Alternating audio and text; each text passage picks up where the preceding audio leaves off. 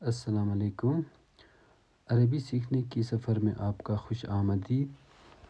عربی زبان سیکھنا ایک مفید اور روحانی سفر ہے جو نہ صرف ہماری دینی تعلیمات سے ربط کو مضبوط بناتا ہے بلکہ علمی و ادبی ذخیرے میں بھی اضافہ کرتا ہے۔ اس زبان کو سمجھنے سے قرآن پاک کو سمجھنے میں آسانی ملتی ہے اور حدیث نبوی صلی اللہ علیہ وآلہ وسلم کے معنی سمجھنے میں بھی آسانی ملتی ہے۔ تو چلیے ہم شروع کرتے ہیں عربی کے کچھ بنیادی الفاظوں سے۔ سب سے پہلے شروع کرتے ہیں ھذا سے۔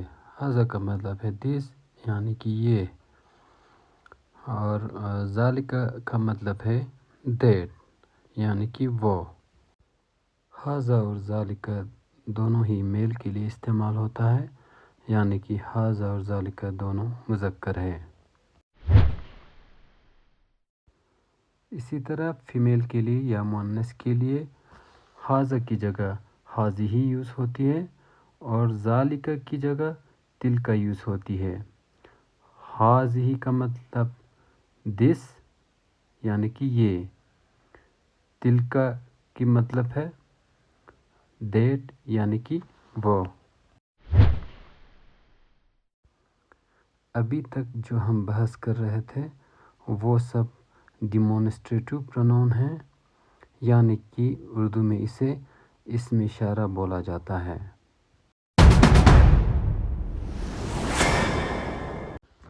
اب میں بولتا ہوں من اور ما کے بارے میں۔ من کا مطلب ہوتا ہے ہو یعنی کہ کون، ما کا مطلب ہوتا ہے وٹ یعنی کہ کیا۔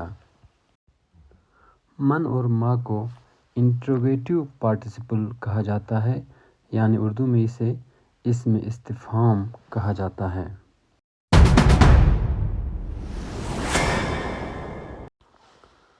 کوئی بھی ریشنل سینٹنس ہو یا عقل والا سینٹنس ہو اس میں من یوز ہوتا ہے، اور کوئی بھی irrational سینٹنس ہو جیسے غیر عاقل یا غیر عقل مند اس میں ما یوز ہوتا ہے۔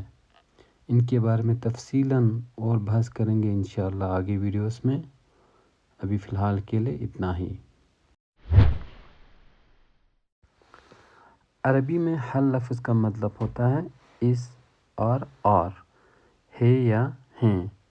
یہ حرف استفہام ہوتے ہیں اور انٹروگیٹو سینٹنس کے یہ شروع میں استعمال کیا جاتا ہے۔ کوئی بھی انٹروگیٹو سینٹنس کا اگر جواب یس اور نو میں دیا جاتا ہے تو اس انٹروگیٹو سینٹنس میں یہ عربی لفظ ہل استعمال کیا جاتا ہے۔ اب بتاتا ہوں انا، انتا اور انتی کے بارے میں۔ انا کا مطلب ہے آئی یعنی کہ میں، میل اور فیمیل دونوں کے لیے یوز ہوتا ہے یہ۔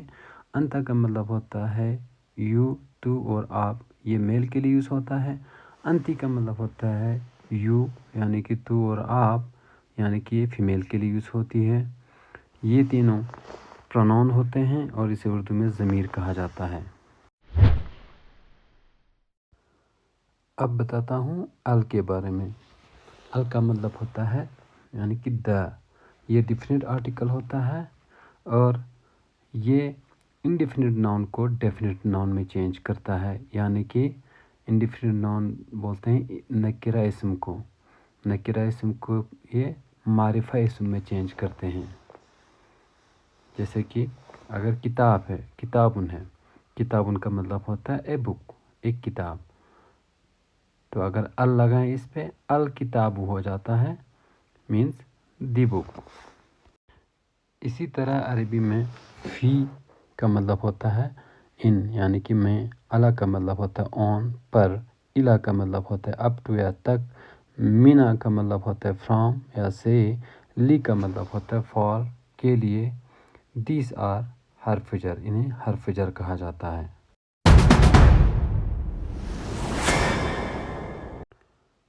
اسی طرح عربی میں لفظ آتا ہے آئینہ کر کے۔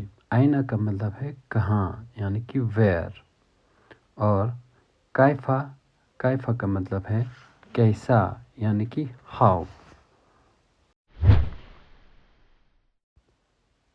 ابھی کے لیے اتنا ہی، ملتے ہیں اگلی کلاس میں ایک نئے ٹاپک کے ساتھ۔ تب تک کے لیے والسلام علیکم۔ Thanks for watching. Please share your valuable comments and opinions.